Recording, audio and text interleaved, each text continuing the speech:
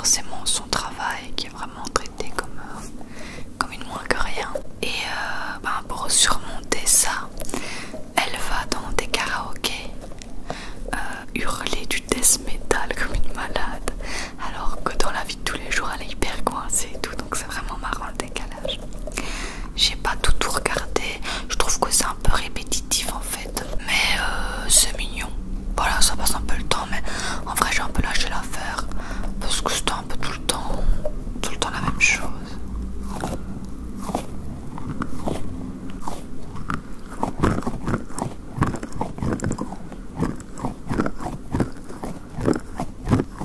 Après, qu'est-ce que j'ai regardé? Ah oui, j'ai regardé la dernière saison qui est sortie de Working Mom. Working Mom, Working Mom, Working Mom.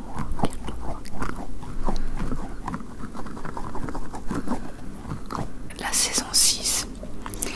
Et j'adore Working Mom, je suis vraiment hyper fan. J'adore les actrices, elles jouent trop bien.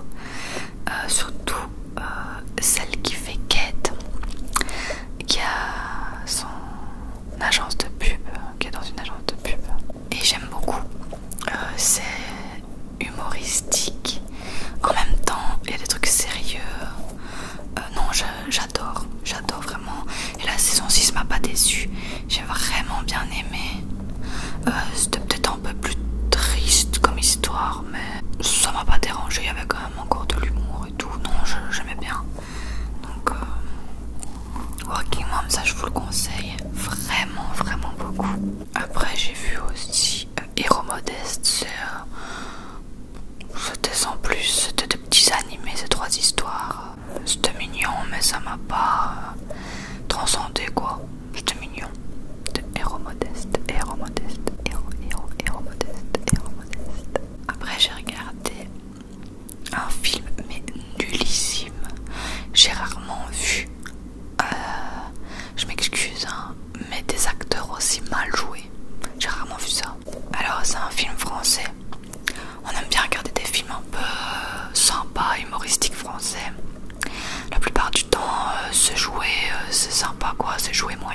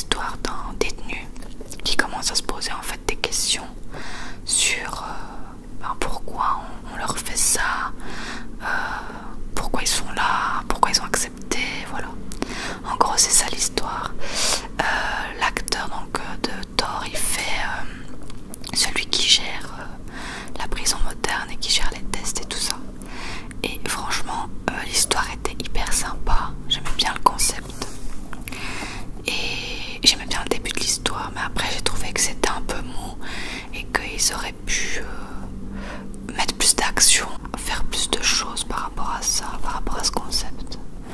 Mais en soi, c'était sympa, ça a passé le temps. Donc oui, je vous le conseille, c'était pas mal. On découvre des choses qu'on s'attendait pas forcément, donc ça c'est cool.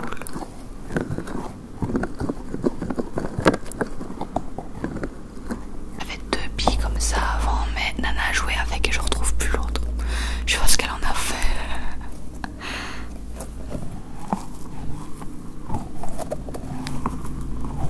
Après j'ai commencé une série, je sais pas si j'aime bien ou pas. C'est Poupée Russe. Donc en fait c'est une fille qui a une soirée, à sa soirée d'anniversaire. C'est une des actrices de Orange is the New Black. Là avec ses cheveux en pétales rose. Et en fait, et ben elle meurt. Sauf que après être morte, elle se réveille toujours à sa soirée d'anniversaire et elle essaye de comprendre pourquoi. Est-ce que c'est parce que elle a pris de la drogue? Est-ce que c'est parce qu'elle est ressuscitée? Enfin, elle essaye de comprendre ce qui se passe en fait. Et à chaque fois, elle remeurt et à chaque fois, elle ressuscite. Et on la suit en train d'essayer de comprendre, mais je trouve que c'est affreusement répétitif et qu'à chaque fois, ses recherches et tout ça avance pas forcément assez. Je crois que j'ai vu que 3 épisodes, hein. Mais pour l'instant, j'ai même pas envie de voir la suite. C'est un peu saoulant, quoi.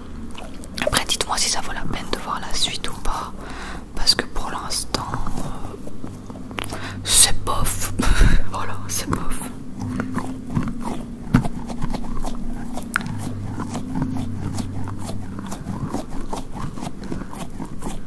Alors, je vais passer au truc que j'aime quand même mieux.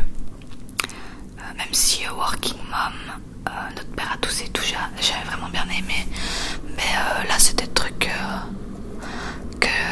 j'ai quand même bien accroché. En premier, il y a Manifest, la série Manifest.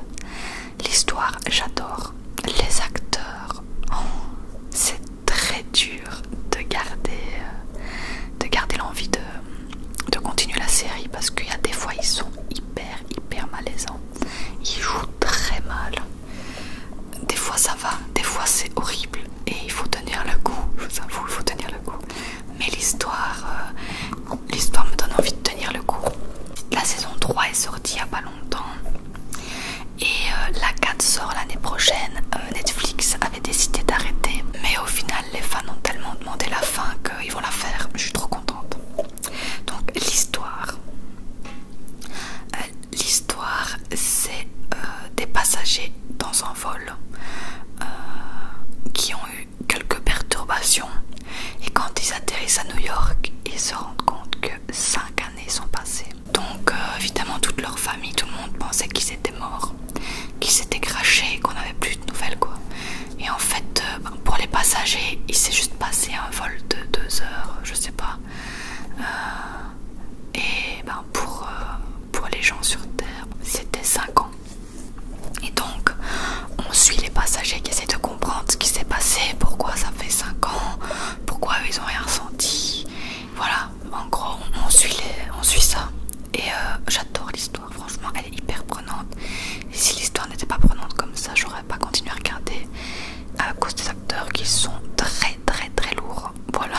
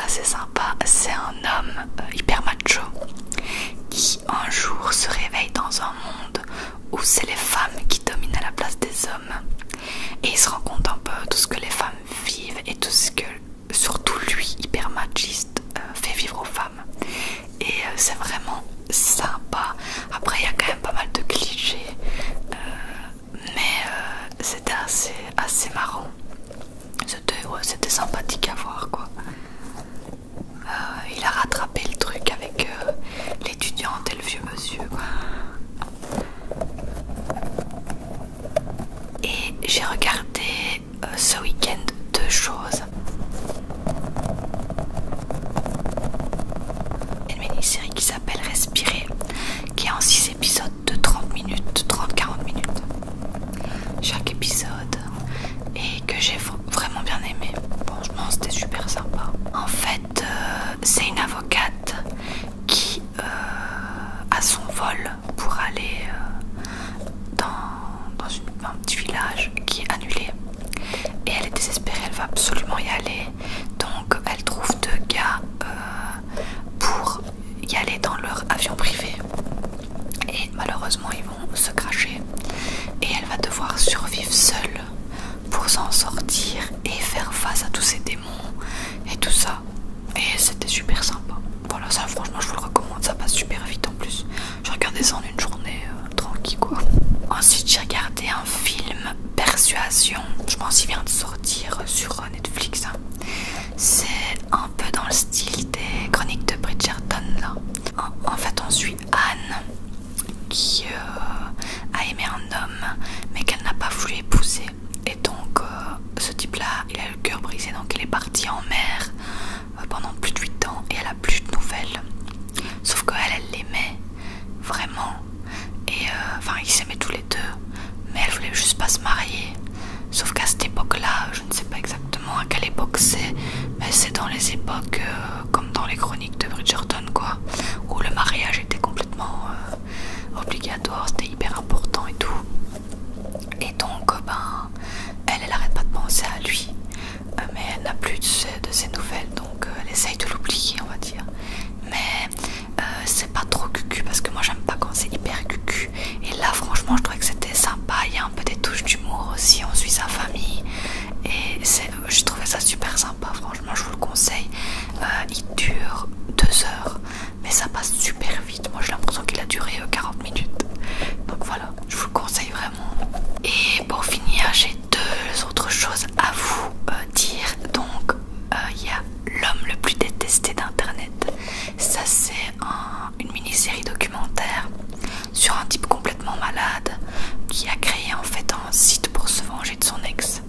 Et dans ce site, en fait, tout le monde peut poster les photos nues et sexuelles de leur ex pour se venger quoi. Complètement malade. Sauf que le type il est pas malade tout seul. Il y a des tonnes de personnes qui ont mis les photos comme ça sur internet. Donc ça a gâché des vies. Il y en a qui ont essayé de se tuer. Enfin c'était un truc de malade. Et il pensait qu'il était inarrêtable. Enfin tout le monde même pensait qu'il était inarrêtable.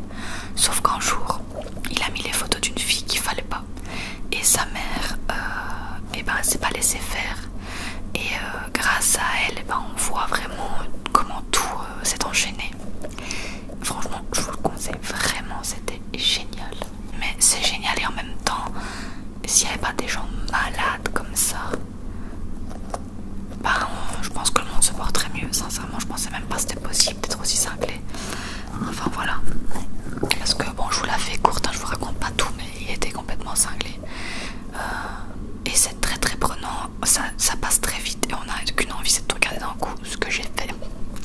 Voilà. Et la toute dernière chose dont je vais vous parler, c'est Stranger Things. Alors j'arrive après la guerre moi.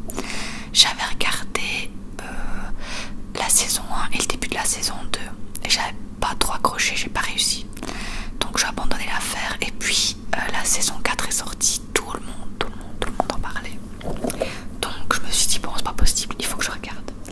Alors saison 1, saison 2 j'ai trouvé ça sympa, mais j'aurais pu m'arrêter là. Par contre à partir de la saison 3 là j'ai commencé à être accro. Je trouve que la saison 3 et 4 c'est les meilleures.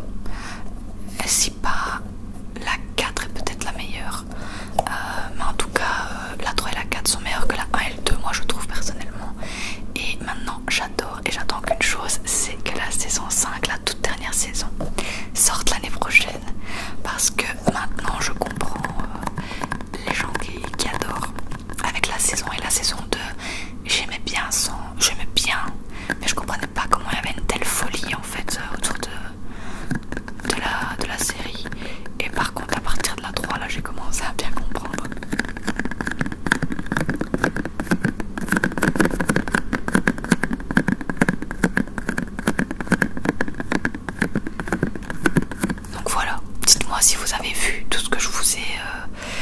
présenter. Si vous avez aimé ce que vous me conseillez de regarder.